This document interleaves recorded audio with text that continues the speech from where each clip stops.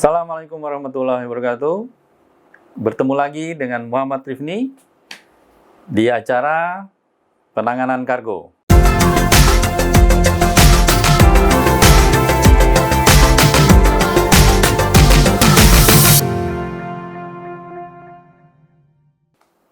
Oke, hari ini kita akan bahas untuk pengangkutan barangnya spesial nanti adalah special cargo, khususnya dangerous good. Jadi kita bicaranya adalah penanganan barang berbahaya via angkutan udara. Nah, sebelumnya kita sudah membahas apa itu dangerous good, ya, yaitu barang artikel yang membahayakan dari kesehatan manusia, lalu peralatan sekitar kita, dan pengangkutan transportasi itu sendiri. Nah, untuk itu kembali kepada persiapan dalam penanganan barang berbahaya. Yang pertama adalah tanggung jawab dari yang punya barang, yaitu shipper, ya. Nah, jadi kita sebagai petugas kita mencek, ya, identifikasi. Jadi identifikasi dari barang berbahaya. Nah, di sini yang punya barang harus menyampaikan bahwa barang yang akan kita kirim itu adalah artikel atau zat atau memang suatu peralatan yang mengandung barang berbahaya. Nah, dalam hal ini identifikasi sesuai dengan buku IATA Dangerous Good Regulation. Kalau kita mempunyai buku, dibuka di section 42 List of Dangerous Good. Nah, dalam hal ini kita contohkan penanganan alkohol. Ya, alkohol cairan.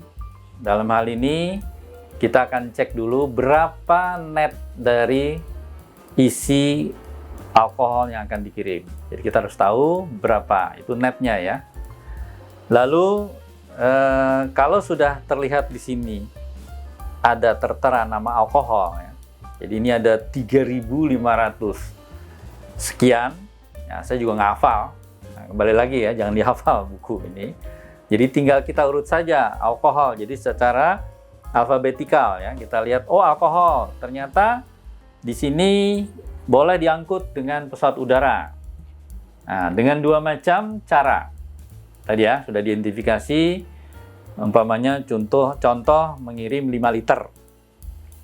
Nah, ketika alkohol kita cek di sini ada tertera bahwa dangerous good dan mendapatkan tanda yaitu nomor. Nah, di sini nomor yaitu UN number, United Nations number, di mana sudah diberikan tanda tadi. Itu juga berurut, ya. Angka UN number ini startnya dari 0. Ya, 0, 1, 2, 3, dan terakhir 8. Ya, 0, 1, 2, 3, 8. Dan 4 angka. Nah, ini ketentuan dari ICAO dan IATA. Jadi United Nations UN number. Ya. Nah, yang terakhir ada angka 8. Nah, angka 8 adalah di buku menyatakan ID number, identification number, di mana zat-zat yang diproduksinya oleh individu atau institusi di suatu negara menjadi suatu zat atau suatu barang yang belum terdaftar di buku ini, itu memakai ID number. Itu dulu identifikasi, ya. Jadi kita sudah dapat nama, tinggal diurut saja. Alkohol berarti alfa dari A, ya, dapat alkohol sampai terakhir Z, betul, ya. Terus nomornya dari 0 sekian-sekian ada 4 angka, 0, 1 sekian-sekian, dan seterusnya, atau ID 8. Jadi UN dan ID berbeda nanti. Nah, setelah dapat, kita baca di sini. Ya, setelah identifikasi, oh, ternyata di pesawat penumpang bisa diangkut sekian liter. Contoh umpamanya di sini, umpamanya 5 liter maksimum alkohol, dengan catatan harus memakai kemasan khusus dangerous good. Nah, kalau kita lihat buku, ada di halaman kuning. Ya, ini kalau kita masuk pendidikan ya, halaman kuning. Jadi buku ini dikasih warna-warni supaya cepat kita buka. Nah, di sini nyatakan bahwa alkohol harus double kemasan. Maksudnya double, kemasan dalam, ya bisa pakai botol, ya bisa pakai botol gelas atau pakai kaleng kecil, dan dibungkus lagi dengan bisa pakai box, bisa pakai peti, atau bisa pakai drum gitu ya. Nah, inilah ketentuannya. Jadi identifikasi sudah dapat, ketentuannya sudah ada di sini. Nah, seandainya tidak bisa melebihi maksimum di passenger aircraft, di pesawat penumpang, maka masih diperkenankan, ya di dalam buku akan tertera adalah kalau maksimumnya melampaui bisa masuk ke cargo aircraft. Nah, hanya masalahnya apakah rute atau pengiriman yang akan dituju tadi itu ada pesawat kargo. Nah, ini kembali lagi ya. Lalu bagaimana caranya? Caranya kalau sampai tadi maksimum umpamanya 5 liter yang mau dikirim 10 liter umpamanya. Nah, terus petugas bilang nggak bisa Pak, ini hanya 5 liter. Terus bagaimana caranya? Harus masuk kargo, sedangkan kargo tidak ada. Nah, caranya apa? Dibagi 2. Nah, inilah dari identifikasi kita bisa melihat di buku sesuai dengan aturan, ketentuannya bisa kita memakai yang ada aturan di sini di halaman kuning mengenai packing dan packaging. Itu yang kita dapat. Nah, berikutnya adalah ketika sudah masuk data ini, sudah dikemas. Nah, selanjutnya adalah mengenai marking dan labeling. Nah, marking labeling. Ya, jadi identifikasi sudah, klasifikasi sudah, ya. Lalu dikemas sudah. Nah, apakah ini bisa diterima? Belum juga diterima. Ya, belum bisa berangkat nih, ya, kiriman alkohol tadi. Yaitu apa? Yaitu kita akan lihat nanti di section 7 mengenai marking dan labeling, ya. Marking labeling. Jadi, ini seperti marking labeling, yaitu ada hazard label, terus ada handling label. Nah, setelah dibungkus rapi, sudah tahu identifikasi, ya kan? Sudah didokumentasikan, sudah disampaikan, ya. Nah, sekarang marking labeling. Apa saja marking? Marking tanda-tanda. Nah, khusus untuk dangerous good, ya, dangerous good harus disampaikan nama zat yang tadi mau dikirim, ya. Jadi dalam box tadi, ya kita anggap ini box, ya. Jadi harus ditulis alkohol dengan nomor berapa tadi? UN sekian sekian sekian, ya. Lihat di buku, saya nggak hafal. Jadi kembali lagi, alkohol ditulis, UN number-nya, dan netnya tadi. Nah, netnya tadi adalah tidak bisa 10 liter ya, karena mau dikirim 10. Jadi 5 maksimum. Oke. Itu markingnya. Ini yang wajib. Yang kedua adalah siapa pengirim. Jadi nanti di box-nya akan ditulis adalah nama pengirim. Nama pengirim dan lengkap. Ya, alamat lengkap, kalau bisa minta nomor telepon. Hari gini udah pasti ya, nomor telepon semua punya. Handphone. Ya, langganan kita aja, gado-gado atau bakso aja sudah punya nomor telepon ya, abang-abangnya. Ya. Minta nomor teleponnya untuk emergency respon nantinya. Kalau ada insiden atau accident. Terus, penerima, consignee. Jadi, si pengirim adalah shipper, kita minta alamat lengkap. Lalu kita juga minta consignee, alamat lengkap. Kalau ada nomor telepon juga lebih bagus. Ya, artinya kita sekarang ini otomatis minta nomor telepon. Oke, kalau sudah dapat, cantumkan.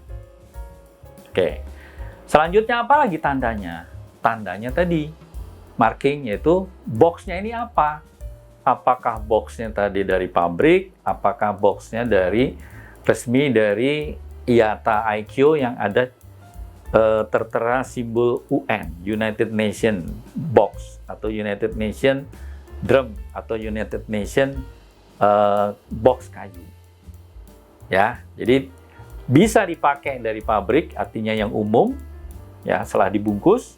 Bisa juga memakai yang sudah diregister oleh pabrik tersebut ke IATA.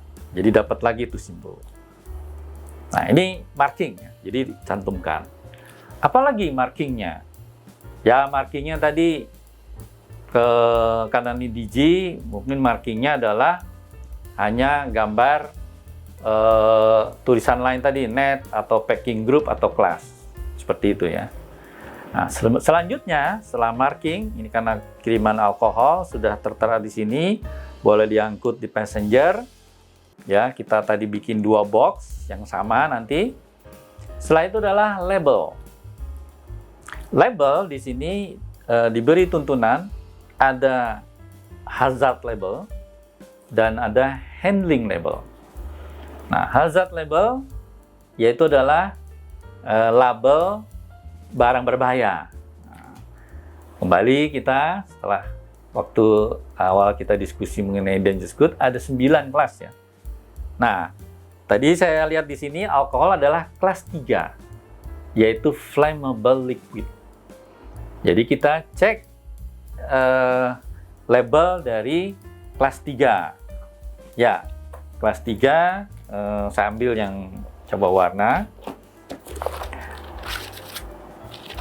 Warnanya adalah dasarnya merah, kelas 3, dengan tulisannya adalah flammable liquid. Ya, jadi kelas 3, warna merah, flammable liquid. Nah, ini yang sering kita ketemu di mana? Sehari-hari. Di mobilnya Pertamina. Waktu dia mau unloading bahan bakar di pom bensin. Ya, untuk mengisi pom bensin, nah, pasti ada truk tuh. Nah, perhatikan ya, rekan-rekan pemirsa, jadi ada label ya, sebetulnya wajik ya. Wajik cuma ditaruhnya segi 4 persegi sama sisi ditaruhnya tegak jadi wajik. Nah, di situ ditulis kalau mau lengkap adalah tadi dasar merah, lalu ada gambar api putih, ditulis lagi flammable liquid. Dan di bawahnya dicantumkan angka 3. Nah, artinya apa? Alkohol adalah kelas 3 dengan hazardnya adalah flammable liquid. Oke, kita tempel. Tempel di 2 sisi box. Ya, yang lebar, jangan yang sempitnya ya, kecuali boxnya 4 persegi lagi. Tapi kalau dia, sama sisi, tapi kalau ada 4 persegi panjang, itu ambil yang medianya yang luas. Ya. Pasang di situ, depan, atau kita balik lagi, depan juga. Jadi 2 sisi sama, flammable liquid. Oke, label ini dipasang.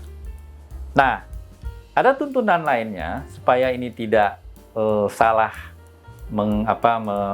handle-nya, atau bahasa Indonesia adalah dalam menanganinya, karena ini cairan, ya, artinya hati-hati jangan sampai miring, jangan sampai tumpah, apalagi terbalik.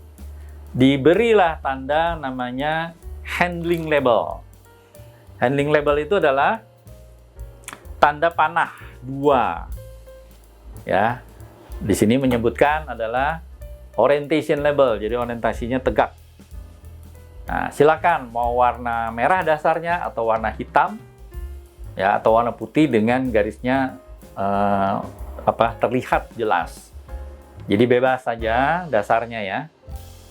Ya, kalau penerbangan kita Garuda Indonesia itu adalah biru dia, ya, sesuai dengan logo kali ya. Yang lainnya mungkin merah. Asal jangan merah jambu gitu ya, pink. Oke, ini tanda panah dipakai untuk menandai bahwa barang tersebut bisa cair, gas, ya, lalu juga korosif, juga racun, ya, yang dasarnya adalah cair atau tadi yang gas, ya, termasuk dry ice. Jadi kalau kita ada kiriman dry ice, berilah tanda panah 2. Nah, yang lainnya tidak wajib. Seperti eksplosif itu benda padat, lalu kelas 4 tadi ya, flammable solid juga tidak harus, kalau dipasang nggak masalah. Radioaktif juga tidak perlu, kalau mau dipasang silakan, karena sudah tertera radioaktif, sudah tahu dia. Nah, kelas 9, ya karena benda padat, mobil, motor, nggak perlu lah tanda panah ya. Ya kan? Mungkin juga lithium baterai yang sudah dipak itu juga nggak perlu karena kering gitu ya. Hanya dry ice dikasih tanda panah. Nah, inilah handling dalam penanganan penerimaan barang alkohol tadi. Jadi shipper sudah menyiapkan, sudah dikemas, sudah diberi tanda, sudah diberi label, ya, sudah diidentifikasi. Nah, tinggal dokumentasi. Apa saja dokumentasi? Ya, untuk dangerous good, ya, kelas apapun dari 1 sampai kelas 9 itu diharuskan disiapkan pengisian namanya form, ya, formulir adalah shipper declaration. Nah, shipper declaration inilah surat pernyataan dari pengirim, shipper declaration. Dan ini standar internasional. Jadi tinggal kita kalau nggak punya form adalah mengambil, boleh di fotokopi saja dari buku ini ya, sudah disediakan oleh IATA. Kalau kita buka, oke, ya. Jadi kalau kita buka di sini, ini ada yang blank, yang polos, silakan dipakai ya. Kalau yang pinggirnya berwarna boleh, atau hitam putih nggak masalah ya. Jadi shipper declaration ini untuk menyatakan bahwa tadi sudah, ini DG ya, alkohol, UN number-nya ya, lalu kelasnya, packing grupnya sudah ada, tinggal cantum semua di sini. Berapa yang dikirim tadi, 10 liter ya kan, nama pengirim, nama penerima. Nah, mau berangkat dari mana? Ya, anggap kita memberangkatkan dari Halim Perdana Kusuma, jadi tulis Jakarta Halim Perdana Kusuma. Tujuannya kemana? Tujuannya ke kota Medan. Nah, kita tulis adalah Medan Kuala Namu. Nah, jadi kota ke kota ya, karena ini shipper. Jadi formulir ini shipper yang harus isi, pengirim. Karena bisa jadi si pengirim belum ikut pendidikan latihan. Jadi dia hanya ngisi dulu, kita tuntun ya. Jadi tadi shipper, consignee ya, lalu mau naik pesawat apa, anggap pesawat kita, Republik Indonesia adalah Garuda namanya, dari Jakarta Halim Perdana Kusuma menuju Medan Kuala Namu. Nah, kenapa kita sebut kota ke kota? Kenapa? Karena bisa jadi ada kota yang 2 bandara. Contoh tadi Halim dan Soekarno-Hatta. Jadi tulis dulu kotanya, baru kita cantumkan airportnya. Karena belum tentu juga si shipper ini paham dengan kode-kode bandara. Jadi tulis saya dari Jakarta ya, udah menuju kemana, ke Medan. Nah, tinggal nanti ya Medan sekarang tinggal 1, yaitu Kuala Namu, udah selesai. Kalau Jakarta ada 2 ya, Soekarno-Hatta dan Halim Perdana Kusuma. Nah, setelah komplit ini semua ditandatangani oleh shipper. Kenapa? Karena di sini shipper declaration. Jadi wajib shipper yang mengisi. Nah, kalaupun kita diminta bantuan petugas penerbangan atau petugas agen kargo ya, atau petugas gudang, oke, tinggal diisikan, tapi yang tanda tangan adalah yang punya barang. Kenapa? Ya, seperti surat kuasa, surat pernyataan bahasa Indonesia, yang di sini menyatakan, saya yang menyatakan pengisian formulir ini benar adanya, bahwa zat yang akan dikirim atau barang ini adalah sesuai dengan aturan dangerous good regulation, baik nasional maupun internasional. Jadi ini komplitnya. Tidak perlu pakai perangko, tidak perlu pakai materai ya, karena ini internasional. Tapi kirimnya domestik, Pak. Oke. Tapi kan kita kalau bicara penerbangan angkutan udara, ini sudah diatur dalam ICAO dan IATA, International Civil Aviation Organization dan International Air Transport Association. Nah, dari dua tadi kan turun ke Kementerian Perhubungan kita. Oke, selanjutnya apa? Karena naik pesawat udara via angkutan udara, maka pakai airway bill. Ya, airway bill atau bahasa Indonesianya surat muatan udara. Nah, dalam hal ini yang mengisi, yes, kalau nggak agen kargo tadi atau petugas penerbangan di gudang. Ya, jadi tidak perlu repot, yang punya barang tinggal tunggu saja, tinggal nanti dia tanda tangan penyerahan barang. Jadi SMU atau airway bill ini dicantumkan di bagian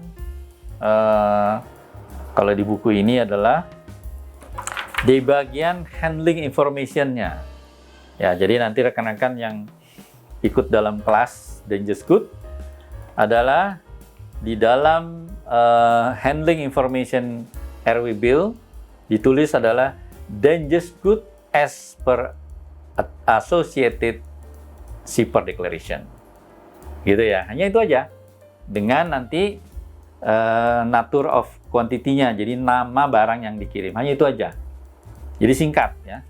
Jadi untuk di dokumentasi airway bill atau SMU cukup nanti ditulis Dangerous Good as per Associated Shipper Declaration. Itu kalau pakai passenger. Nah, anggap tadi alkohol bisa dari passenger. Nah, bila tidak bisa harus naik kargo, nah tinggal ditambahkan di belakangnya cargo aircraft only. Oke ya. Ini dokumentasinya. Lalu apa lagi? Oke. Ada ketentuan dari aturan dari beberapa penerbangan. Ya, saya ambil lagi juga, saya karena belajar di Garuda juga. Garuda Indonesia itu mewajibkan setiap kiriman Dangerous Good minta MSDS, Material Safety Data Sheet, yaitu adalah identifikasi barang tersebut. Kalau dari pabrik, siapa yang membuat, ya. Lalu apa istilahnya, namanya apa, ya kan? Terus isinya apa, artinya kontennya itu apa. Lalu berapa ukuran dan segala macam, sampai 16 bagian keterangan. Banyak sekali, Pak. Ya memang, namanya juga safety data sheet ya. Baik itu untuk data penerimaan awal, untuk di gudang nanti ya, untuk di pesawat ya. Nah, ini lebih kepada kalau barang istilahnya manualnya ya, istilahnya identifikasinya. Nah, di situ komplit. Dari nama tadi sampai tadi UN number-nya, namanya, kelasnya, komplit di situ. Jadi kalau memang jelas-jelas alkohol udah pasti tuh. Ya, proper shipping name-nya namanya alkohol, kelasnya kelas 3 ya. UN number-nya sekian sekian sekian ya. Lalu packing group ya, anggap alkohol itu medium, packing group-nya 2 Romawi, medium dangerous. Nah, itu udah masuk situ. Lalu bagaimana kalau dia tadi dalam penanganan ya? Penanganannya umpamanya kalau tumpah, ada insiden, ada accident, harus bagaimana? Itu semua komplit. Nah, disinilah dari istilahnya bab 1 atau section 1 sampai 16 tadi seluruhnya, yang maha penting di dalam kita membaca MSDS itu adalah tadi, yaitu tadi isinya apa saja. Nah, terus bisa lompat. Yang saya pernah ikut praktek adalah lompat di bab 14, di section 14 MSDS. Nah, disitulah yang menyatakan bahwa barang tersebut untuk angkutan udara, untuk angkutan laut, untuk angkutan darat, dia akan langsung tercatat di situ. dengan UN number-nya, namanya, kelasnya, dan packing group-nya. Oke, inilah dasar daripada penanganan barang berbahaya untuk diangkut di angkutan udara. Nah, ini shipper yang harus menyiapkan semuanya. Lalu bagaimana? Setelah kita terima di bagian penerimaan barang, ya, yang disebut adalah acceptance. Kalau semuanya sudah, inilah petugas yang mempunyai lisensi, yang punya lisensi atau sertifikat dangerous good, dia akan melakukan checklist.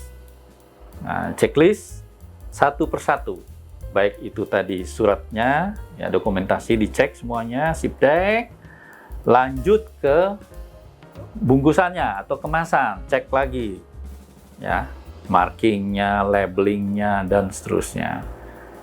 Kalau selama ini sudah oke, checklist, ya.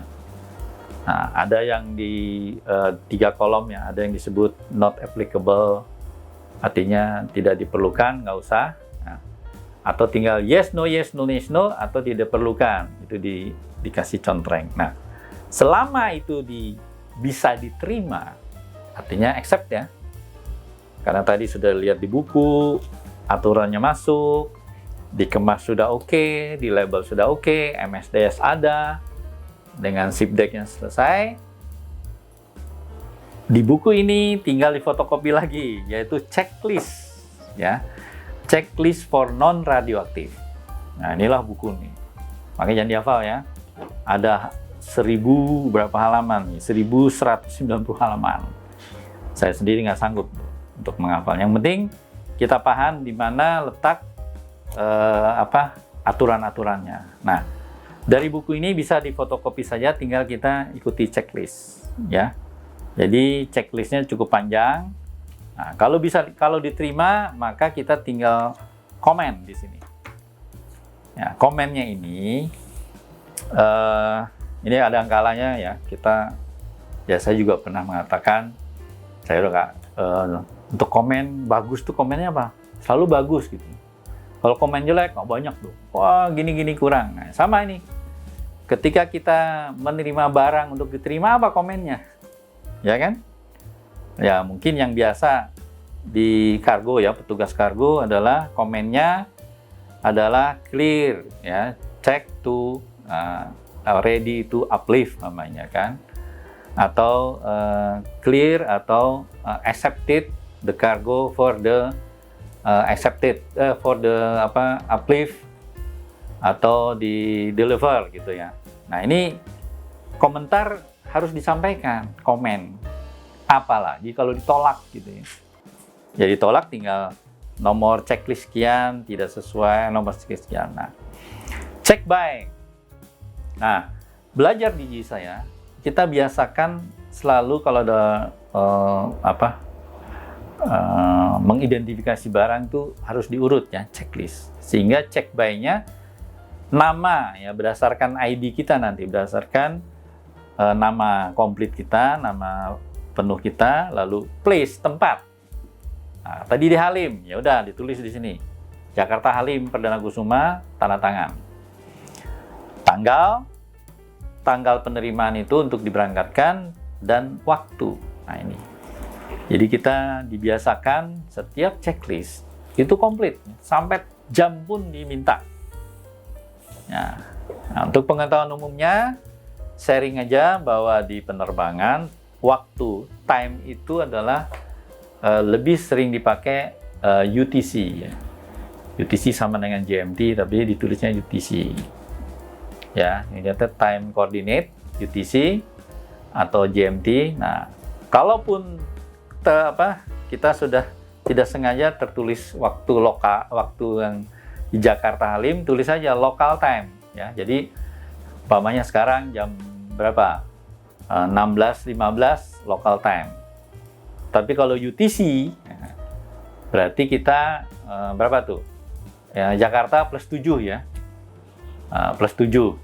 Nah, itu tinggal kita kurangi.